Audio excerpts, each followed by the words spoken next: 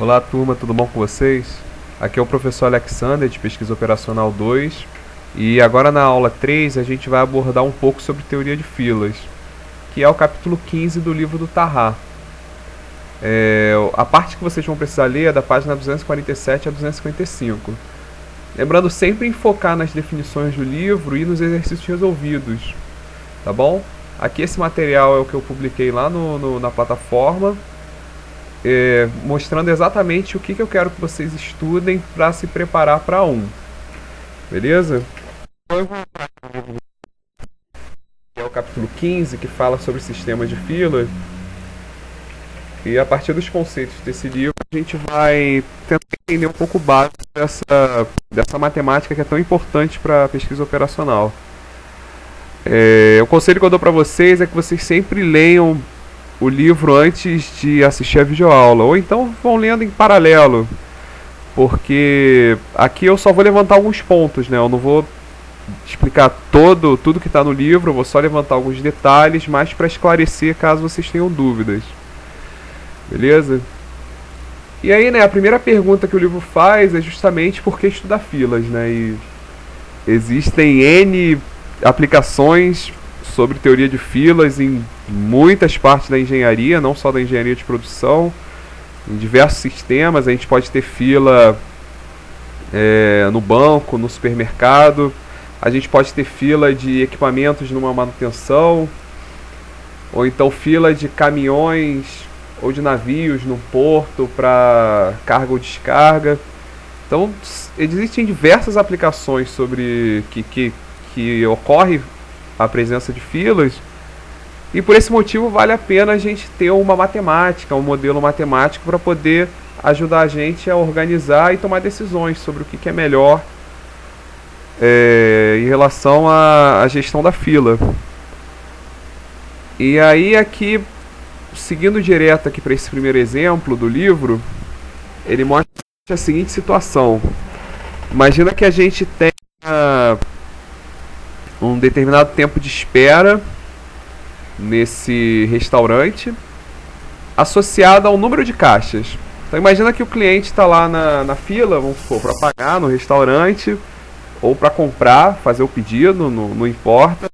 Mas a ideia é que quanto menos caixas tiverem em operação, maior vai ser o tempo de espera desse cliente. Em determinadas aplicações, por exemplo, se a gente tiver um caminhão esperando para ser descarregado, ou um navio que fica mais tempo para ser descarregado, esse tempo que ele fica esperando custa dinheiro, né? Então existe um custo associado a essa quantidade de tempo. Então normalmente, quanto mais tempo o cliente, né, ou no caso o caminhão, o navio, ele fica parado na fila, mais isso custa. Então existe um custo associado a esse tempo de espera na fila, beleza? Que é proporcional, né? Quanto mais tempo, maior esse custo. E naturalmente também existe um custo associado ao número de caixas nesse exemplo, né? Quanto maior o número de caixas, maior vai ser o custo também. Ora, e aí, o que seria então a melhor decisão no nosso caso para operacionalizar essa fila? Seria a gente considerar a soma do custo do tempo de espera com a soma do custo associado ao número de caixas e tentar minimizar essa soma desse custo. Então, por exemplo, aqui nesse exemplo aqui desse gráfico, a gente tem uma curva, que é essa curva daqui, que está associada ao custo em função do nível de serviço. Ou seja, quanto melhor o serviço, menos tempo eu vou esperar na fila. Ou seja, menos tempo o cliente vai esperar na fila. Consequentemente, o custo de espera da fila vai diminuir. Entretanto, quanto maior for o nível, maior vai ter que ser o número de caixas. E, consequentemente, maior vai ser o custo operacional do serviço, que é justamente os caixas de atendimento. Ora, se eu pegar esse custo daqui e somar com esse custo aqui, eu vou ter o custo total, que é a soma do custo por unidade de espera do cliente com o custo do número de caixas, associado ao número de caixas. E aí, olhando para esse nosso gráfico aqui de exemplo, ó, existe um valor onde esse custo total é minimizado. E é justamente esse valor que a gente quer. A gente quer sempre o custo de operação do nosso sistema. E aí, esse valor daqui vai me dar esse nível de serviço, que é exatamente o número de caixas que minimiza esse custo. Entendeu? Então, é o número. Nesse exemplo daqui, qual é o valor ideal? É aquele que minimiza o custo total, que é o custo associado ao número de caixas com o custo do tempo de espera do cliente. Então, é uma premissa inicial para a gente entender um pouco mais da motivação sobre por que estudar filas. Beleza? E aí aqui nessa parte daqui, nessa seção, que é 15.2, a gente já começa a definir um pouco mais sobre essas filas. Quais são os elementos? O que a gente precisa entender mais para poder saber classificar essas filas. Beleza? E aí ele diz o seguinte, ó, que existem dois elementos, que é o cliente e o servidor. O cliente é quem está chegando na fila e quer ser atendido, certo? Ele chega na fila, existe uma série de clientes que chega, pode ser cliente, lembrando que clientes não necessariamente são pessoas, pode ser equipamentos que vão entrar numa fila para manutenção, ou então o caminhão que vai ser descarregado. Então, entrou na fila, a gente chama de cliente. E quem é o servidor dessa fila? O servidor dessa fila é aquele elemento responsável em tirar o cliente da fila. Como que ele tira? Atendendo esse cliente. Ele tira esse cliente da fila, ele atende esse cliente, e aí, quando ele termina o atendimento do cliente, ele retira o cliente da fila. Então, o servidor a fila, né? Ele atende esse cliente da fila, e aí daqui a gente já pode começar a pensar que deve existir uma taxa de chegada de cliente, ao mesmo tempo que deve existir uma taxa de atendimento do cliente, né? Quanto maior for a taxa de atendimento, quer dizer, quanto maior for a taxa de atendimento, menor é o tempo de duração do atendimento, ou seja, mais rápido o servidor ele atende o cliente, mais rápido essa fila esvazia. A gente vai entender bem essas variáveis mais para frente. Agora só é importante a gente entender a questão dos dois elementos. O cliente é quem chega, o servidor é quem recebe da fila. E os clientes são gerados por uma fonte. Ou seja, né, existe uma fonte que é a que gera esses clientes. A gente vai entender melhor o conceito de fonte quando chegar mais lá embaixo. Então, né, existe também a fila, obviamente. E aqui embaixo que ele começa a falar, né, existe um intervalo de tempo entre os clientes, um intervalo de tempo médio entre um cliente e outro, e existe um tempo de serviço ou de atendimento, que é o tempo que vai durar o cliente atendido. Beleza? Outro parâmetro importante é o tamanho da fila. Ou seja, não necessariamente essa nossa fila é infinita, né? A nossa fila ela é finita. Ou seja, eu não posso ter infinitos caminhões esperando. A minha instalação ela tem um limite de tamanho. No caso também por exemplo, equipamentos que eu vou levar à manutenção. E esse conceito de infinito, ele é um pouco abstrato, porque significa o seguinte: quando eu digo que o tamanho da minha fila é infinito, quer dizer que eu não preciso me preocupar com a quantidade de elementos que estão dentro dela. Então, por exemplo, imagina que eu tenho uma instalação de suporte caso todos os equipamentos deem defeito. Ou seja, caso todos os equipamentos deem defeito, eu tenho como organizar eles numa forma em que todos eles possam ficar ao mesmo tempo na fila. Ora, se isso acontece, então eu posso dizer que minha fila é infinita. Nesse sentido, porque eu consigo todos os equipamentos que eu tenho. Mas quando eu falo que ela é finita, quer dizer que eu tenho que começar a me preocupar com o tamanho dela. Entendeu? E geralmente isso é um parâmetro muito importante. E a gente vai ver mais lá pra frente que esse é um dos principais pontos de se estudar a teoria de filas, que é tentar encontrar um modelo matemático capaz de controlar a quantidade de elementos que estão na fila. Porque é a partir daí que a gente vai ter uma boa noção de como dimensionar a nossa instalação para dar conta de atender, né, de suportar todos esses elementos que estão em espera, né, que estão na nossa fila. Então o tamanho da fila é muito importante. Outro parâmetro é a disciplina na fila, que significa o seguinte, tá, em que ordem que eu vou atender esses clientes que estão na fila? Geralmente, né, que é o caso mais comum, é o que eles chamam de first come, first served, que é o primeiro a chegar, é o primeiro a ser atendido. Ou seja, o primeiro elemento da fila, que for o primeiro a chegar, vai ser o primeiro a ser atendido.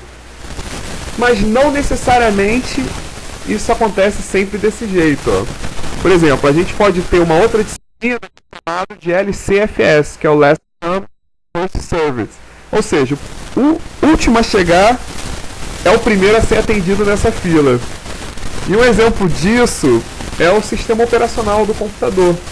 Eu não sei se vocês já repararam isso, mas quando a gente abre um programa pela primeira vez no computador, ele demora bastante para carregar. Mas se depois a gente abrir esse programa de novo, esses últimos programas que a gente abriu, vocês vão reparar que eles abrem mais rápido. Por que isso acontece? Porque o computador ele entende da seguinte maneira, o sistema operacional. Ele acha que é muito mais provável você abrir novamente os últimos arquivos que você acessou do que aqueles primeiros que você acessou uma semana atrás. Ou seja, nesse algoritmo que ele usa, né, nessa disciplina de fila, ele decide sempre abrir primeiro aqueles últimos arquivos que você acessou. Ou seja, seu sistema operacional funciona assim. Um outro exemplo também de disciplina de fila é o Service in Random Order, ou seja, é um serviço em ordem aleatória. Significa que ele pode atender qualquer cliente aleatoriamente da fila. Pode ser o primeiro, o quinto, o décimo, não importa, ele é escolhido aleatoriamente. E um outro, também muito importante, é quando você tem alguma prioridade. Por exemplo, em caixa de banco, supermercado, existe a prioridade para o idoso e para o deficiente. Então existe uma prioridade. No caso, por exemplo, de você fazer uma manutenção de equipamento, por exemplo, você pode colocar etiqueta naqueles equipamentos que são mais essenciais para a produção. Por quê? Caso esse equipamento dê problema, não importa quais são os outros equipamentos que estão na fila. Vamos consertar primeiro esse porque ele é o mais importante. Então você coloca alguma etiqueta que vai definir uma prioridade para esse equipamento. Então ele entrou na fila, é ele que vai ser o primeiro a ser consertado. Os outros que estão lá vão esperar, porque não são tão importantes quanto esse. Isso é a gente dar algum nível de prioridade. Aqui ele fala um pouquinho do comportamento também dos clientes, que é um pouco subjetivo, né? O fato dele poder trocar de fila ou abandonar a fila. E aí aquela parte da fonte, que eu falei com você, lembrando que a fonte é de onde vêm os clientes, beleza? E aí essa fonte ela pode ser tanto finita quanto infinita. O que significa ser uma fonte finita? Significa que eu conheço quem é esse número. Ou seja, é um número que eu posso controlar, que eu posso ter certeza de qual é o seu valor máximo. Por exemplo, quando você tem, nesse caso dos equipamentos, aí eu sei o número máximo de equipamentos que eu tenho na minha empresa, na minha linha de produção. Tá, qual é o número máximo de equipamentos que eu tenho? Eu conheço ele. Então essa minha fonte, que são os equipamentos que podem estar em defeito, ela é uma fonte finita, porque eu conheço ela. No máximo vai ser esse valor. Agora, o que seria um exemplo de uma fonte infinita? Por exemplo, os clientes que vão no supermercado. Eu não tenho como saber qual é o número máximo de clientes que vão no meu supermercado. Por quê? Porque, por exemplo, pode ter até uma probabilidade de vir 10, de vir 20, mas pode acontecer um dia de vir 1000 clientes, de vir 2000, de vir 10.000, ou então pode acontecer de vir um só, de vir 5. E é isso que a gente chama de uma fonte infinita, porque pode ser que venham muitos clientes no mesmo dia. Isso pode acontecer. Porque eu não tenho controle, eu não tenho certeza sobre o tamanho dessa fonte. Então, para mim, ela é infinita. E existem vários exemplos, como ele fala também de telefonemas. Pode ter um dia que a ligação recebe, a central telefônica recebe 1000 ligações, ou pode ter um dia, por exemplo, um ano novo, que ela recebe 1 milhão de ligações. E pode receber mais do que isso. Então, você não tem uma certeza sobre esse tamanho da fonte. Aí a gente diz que essa fonte é infinita. Então esses aqui são os elementos do estudo de teoria de filas. E aí aqui nessa parte 3, para buscar um modelo matemático para auxiliar as nossas medições. Auxiliar a gente a encontrar valores associados a essa fila. E ele fala o seguinte, que quando o evento é totalmente aleatório, ou seja, a nossa chegada de cliente é totalmente aleatória, ela não depende dos outros clientes, ela não depende de nada, não depende do dia, não depende de nada. Ou seja, é um caso mais simplificado possível. Os clientes chegam de maneira totalmente aleatória. Uma distribuição muito boa para esse caso é a distribuição exponencial, que tem esse formato aqui. E aí ele desenvolve essa distribuição exponencial até que ele chega no seguinte conceito, né? Ele chega nessa equação e que ela traz pra gente o seguinte significado. O que significa ser completamente aleatório, que está escrito nessa fórmula aqui? Ah, ó, essa fórmula aqui ela tá com um erro, ó. Vou até dar um zoom nela. Vamos ver se vocês conseguem ver. Aqui, ó, esse T minúsculo que está aqui do lado do lambda, na verdade ele deveria ser o T maiúsculo, tá? Esse T minúsculo aqui que está do lado do lambda é T maiúsculo, tem um erro aqui no livro. E ele diz pra gente quem é T maiúsculo, né? E que é o significado dessa probabilidade aqui.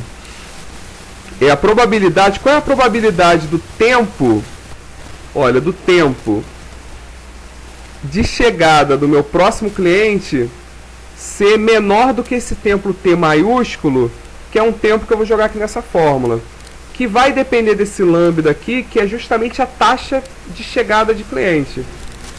Depois lá na frente a gente vai ver um exemplo, mas a ideia é essa. O que essa fórmula mostra pra gente? Qual é a probabilidade do tempo de chegada do meu próximo cliente ser menor ou igual a um tempo que eu estipulei, 20 minutos? Ah, ela vai ser 1 menos exponencial de menos lambda, que é a taxa de chegada de clientes, vezes o T maiúsculo, né, que eu falei que aqui está errado, que é T maiúsculo, que é justamente esse tempo que eu escolhi para definir. E aí aqui embaixo o que ele diz, qual é o significado de ser completamente aleatório? E ele diz o seguinte, ó, se agora for 8h20 e a última chegada ocorreu a 8h02, a última chegada, né, do último cliente, a probabilidade da próxima chegada ocorrer às 8h29 depende apenas do intervalo de 8h20 a 8h29. Ou seja, ele depende apenas do meu tempo agora. Significa que a chegada do próximo cliente é completamente independente da chegada do último. Depende apenas de qual tempo que eu estou agora e de qual tempo que eu quero. Que justamente de 8h20 a 8h29 vai dar esse meu intervalo de 9 minutos, que é o meu T maiúsculo. Ou seja, se eu conheço a taxa de chegada de clientes, basta eu estipular um intervalo, que no meu caso é de 9 minutos, que eu consigo saber qual é a probabilidade do próximo cliente chegar dentro desse intervalo de 9 minutos. E isso que é o que a gente chama de ser completamente aleatória. Por quê? Porque a probabilidade de chegar ao próximo cliente é completamente independente da probabilidade do tempo de chegada do último cliente. E isso é o que a gente chama de uma distribuição com ausência de memória, né? Com falta de memória, que é o caso da distribuição exponencial. O que significa falta de memória? Significa que o tempo que ocorreu desde o último evento é totalmente, ele não influencia nessa probabilidade. Ou seja, a probabilidade do próximo cliente chegar em 9 minutos é completamente independente do tempo que demorou desde a chegada do último cliente.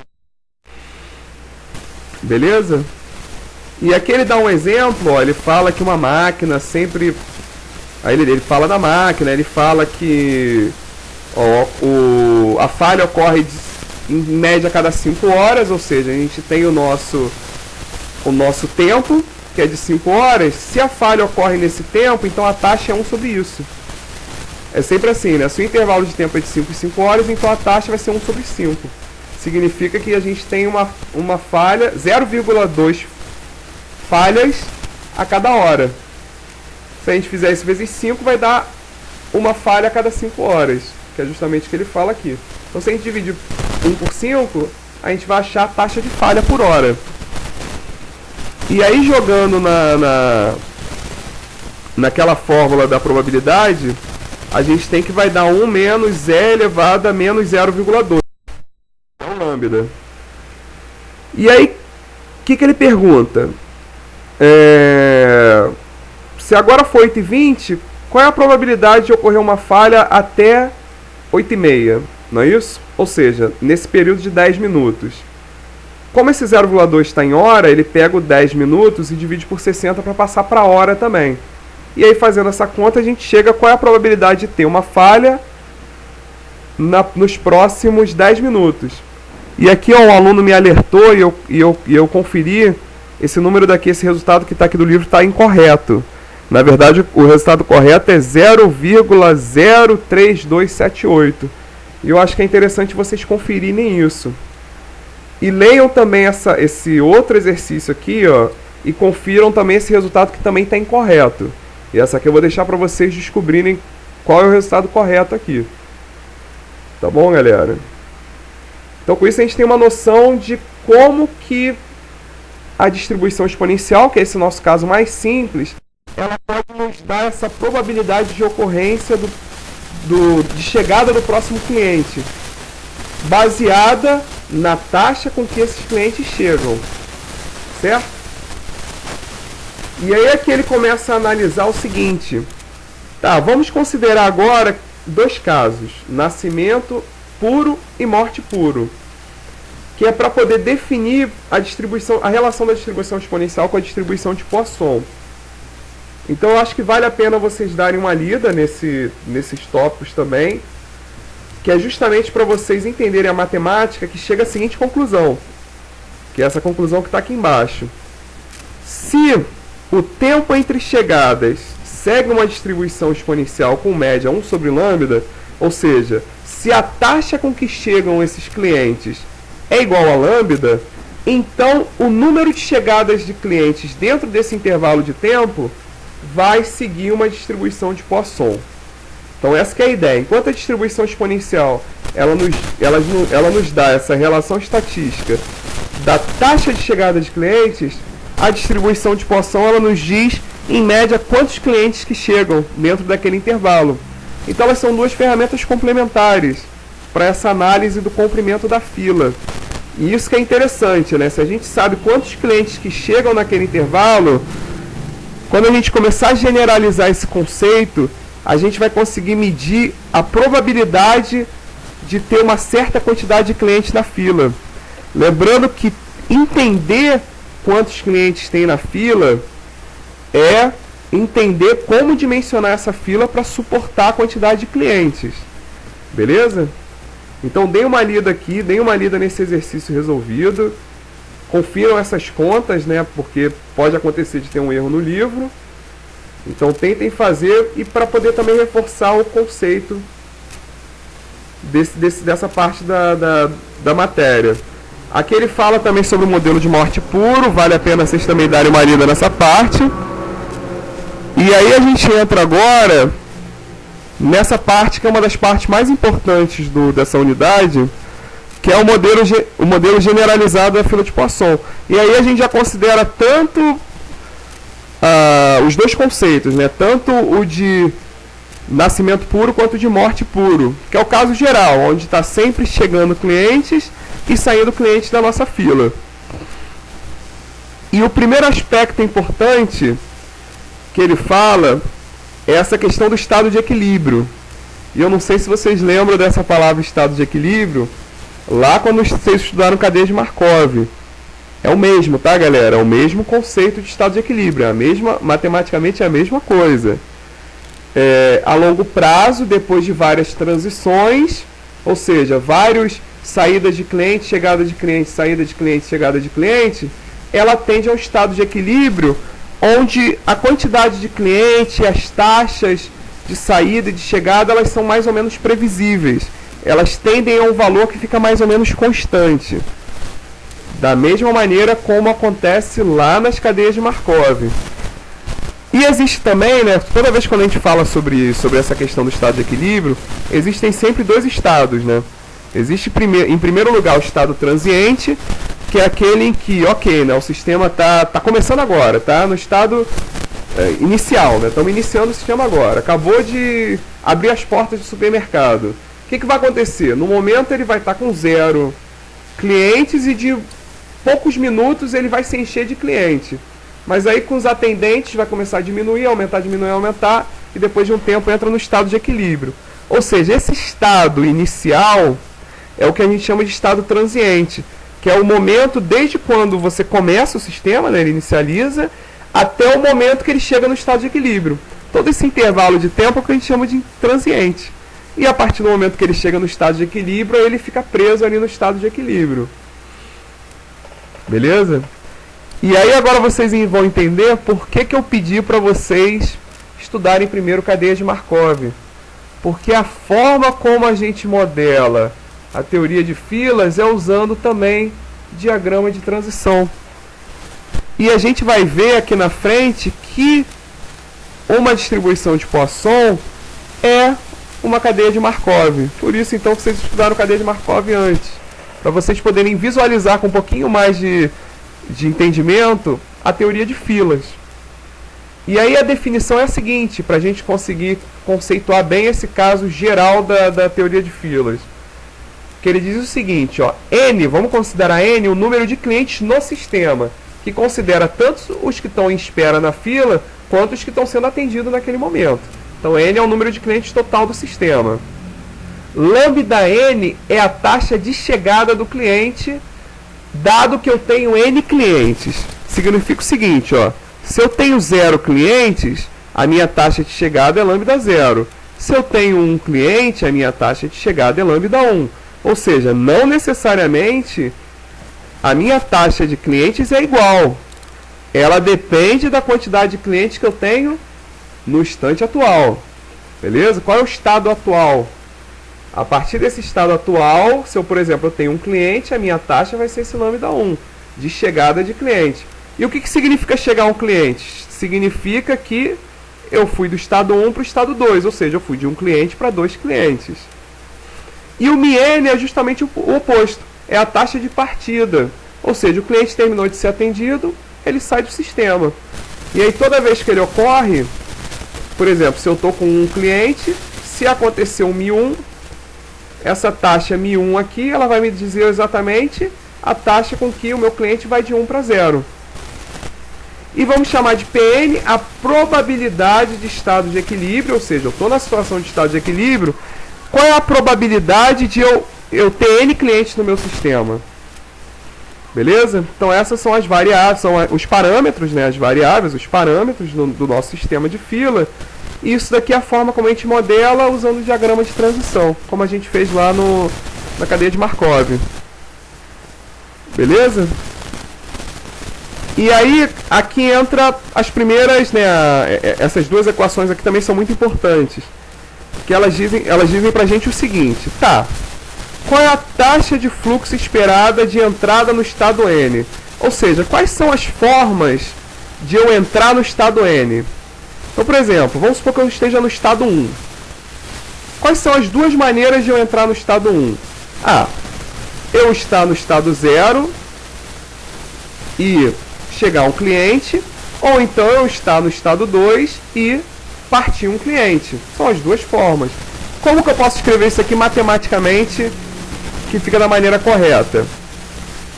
A taxa de fluxo esperada de entrada no estado 1 é igual a probabilidade de eu estar no estado 0 vezes lambda 0, que é a taxa de chegada, mais a probabilidade de eu estar no estado 2 e vezes o Mi2, que é a taxa de saída de cliente quando eu estou no estado 2.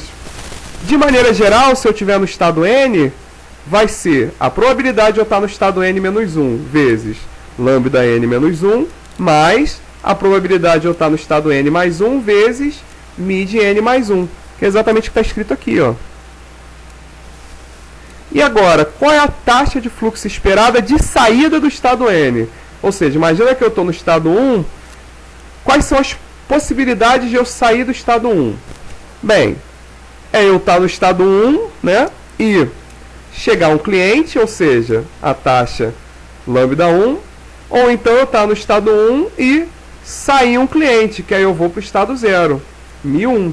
Ou seja, matematicamente, é a probabilidade de eu estar no estado 1 vezes lambda 1 mais a probabilidade de eu estar no estado 1 vezes μ1. Aí se eu estou no estado n, é a probabilidade de eu estar no estado n vezes lambda n mais a probabilidade de eu estar no estado n vezes μn, que é exatamente o que está escrito aqui. E aí, usando essas duas equações, o livro ele começa a desenvolver essas equações, desenvolver, até que ele chega numa equação geral importantíssima, que me diz o seguinte: qual é a probabilidade, então, de eu estar no estado n? Ou seja, qual é a probabilidade de eu ter 3 clientes, 4 clientes, 5 clientes?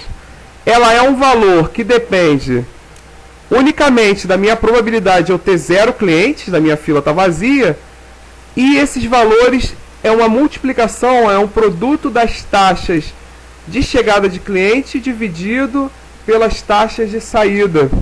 O que é interessante? Dado essas taxas de entrada, eu posso aumentar ou diminuir o número de servidores no meu sistema para variar essas minhas taxas de saída, de maneira a elevar a probabilidade de ter uma certa quantidade N de clientes no meu sistema. Ou seja, eu sou capaz agora, a partir desse modelo simplificado, ele mostra pra gente que eu sou capaz de controlar qual é a quantidade de pessoas no meu sistema. E aí o que acontece? Com isso, né, e esse que é o ponto importante quando a gente trabalha com a estatística, é a gente conseguir controlar a nossa operação. Vocês entendem isso? A gente conseguiu chegar no modelo que mostra que a gente é capaz de controlar a quantidade de clientes. E controlar significa aumentar a eficiência. Controlar significa prever o custo. Se a gente tem a capacidade de controlar, a gente consegue modificar, a gente consegue colocar numa situação que seja mais favorável para a gente. Logicamente, esse aqui é um modelo bem simplificado, mas a ideia é a mesma para os outros modelos mais específicos, né? Lógico que existe um modelo específico para cada situação. E uma coisa importante também da gente discutir, né? Por que existe uma taxa diferente que depende do número de elementos que eu tenho na minha fila? E aí a gente pode pegar, para entender isso, a gente pode pegar aquele exemplo das máquinas que estão na fila para manutenção. Naturalmente, se a gente tem poucas máquinas na fila de manutenção, significa que tem muitas máquinas em operação, que estão funcionando normalmente. Ora, se tem muitas máquinas funcionando, a probabilidade que uma delas dê defeito é relativamente alta. Ou seja, quando eu tenho poucas máquinas na minha fila de manutenção, a taxa média com que ela pode dar defeito é relativamente alta. Mas se essa minha fila está cheia de máquinas já na manutenção, ou seja, eu tenho menos máquinas que estão funcionando bem, como a quantidade de máquinas é menor que está funcionando, a probabilidade com que elas possam dar defeito é menor. Ou seja, quando eu tenho mais elementos nessa fila, a taxa com que vão entrar máquinas na fila diminui. Então, significa que existem situações, geralmente quando a nossa fila é finita, o nosso número de elementos, perdão, nossa fonte é finita, nosso número de elementos é conhecido, geralmente nessas situações, essa taxa varia, essa taxa de chegada de cliente na fila varia. Beleza? E aí aqui ele dá uma situação que é interessante, que vale a pena vocês analisarem. Ela é bem simples, vocês vão conseguir entender tranquilamente lendo ela. E vem as continhas, vem o significado, por que é esse valor. Analisem bem a situação, tá? Analisem bem os exercícios resolvidos e as definições, tá bom? E para fechar esse nosso estudo de teoria de filas, a gente entra nesse princípio de filas de Poisson especializadas. Esse princípio de filas especializadas. E a única coisa que eu quero que vocês entendam aqui, porque é muito importante, é entender a notação. A notação que é usada para definir o tipo de fila que a gente está tratando. E a notação é exatamente essa aqui, ó. ABC, DEF, onde o A é a distribuição de chegadas do cliente, o B é a distribuição de partidas, que seria o tempo médio de atendimento, O C é o número de servidores paralelos, eu posso ter um servidor, posso ter dois servidores, seria o número de caixas, por exemplo. O D é aquela disciplina da fila. O E é o número máximo, que pode ser um número finito ou infinito, permitido no sistema, ou seja, ele já considera tanto o tamanho da fila somado com o número de clientes que estão sendo atendidos. E F é o tamanho da fonte, que é da onde vem os clientes. E aí ele fala o seguinte, ó, a gente pode ter nessas variáveis aqui, em relação à distribuição, a gente pode ter esse M, que é a distribuição marcoviana, ou de Poisson, que a gente já viu que uma distribuição de Poisson ela é marcoviana. E ela pode definir tanto a distribuição de chegada quanto a distribuição de partidas. Ela pode ser constante, de tempo constante, determinístico, ou seja, por exemplo, os meus servidores sempre levam 10 minutos para atender o cliente. Ou seja, a operação de manutenção ela sempre leva exatamente 10 minutos. Então, meu tempo ele não é estatístico, ele é um tempo determinístico, ele não segue distribuição nenhuma. Ela pode ser uma distribuição de Erlang, e essa distribuição de Erlang ela é muito importante, porque a teoria de filas ela surgiu por causa para atender a matemática do sistema de telefonia. E o cara que desenvolveu isso foi um cara chamado Erlang. Por isso que o livro acabou colocando isso como exemplo, em homenagem ao criador do modelo matemático. E uma das distribuições, a gente tem a marcoviana, a gente tem a de Erlang, a gente tem diversas distribuições, certo? E uma delas é a distribuição de Erlang, que é representado por EK. Aí pode ter uma distribuição genérica, GI, ou eu posso ter uma distribuição geral. Ou seja, eu não estou preocupado com qual é a minha distribuição, pode ser qualquer uma. Aí eu represento como G. Na disciplina da fila, que é o nosso D, lembrando que ele pode ser FCFS, que é o primeiro a chegar, o primeiro a ser atendido, LCFS, último a chegar, primeiro a ser atendido, o serviço em ordem aleatória ou uma disciplina geral, ou seja, eu não estou preocupado, pode ser qualquer disciplina. E aí, para ilustrar isso, ele dá esse exemplo aqui, justamente para a gente poder entender. Ou seja, ele fala que o nosso, esse nosso sistema, um sistema qualquer, por exemplo, ele tem essas características. O que significa dizer que o nosso sistema ele segue essas características? Significa aqui, ó, o primeiro elemento é o A. A distribuição de chegadas do cliente segue uma distribuição marcoviana. O B, que é a distribuição de partidas, que é o tempo de atendimento, ele é D maiúsculo, ó, ele é constante. Esse 10 que está aqui é o número de servidores em paralelos, ou seja, eu tenho 10 servidores. Esse outro elemento aqui é a disciplina da fila, que pra gente pode ser qualquer uma delas. A gente não está se importando. Esse 20 daqui é o E, que é o tamanho da fonte. No máximo, nosso sistema suporta 20 clientes ao mesmo tempo.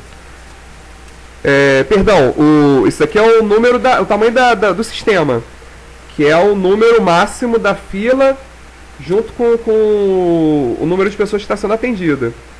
Esse último elemento que é o tamanho da fonte, que nesse caso ele diz que a fonte de onde está vindo os clientes é infinita. E com isso, galera, logicamente foi um resumo, né, de alguns conceitos do livro, para poder esclarecer um pouquinho mais as dúvidas. E daqui em diante é com vocês estudar. Qualquer dúvida que vocês tiverem, vocês podem me contactar, tá bom? Então sigam em frente aí, bons estudos!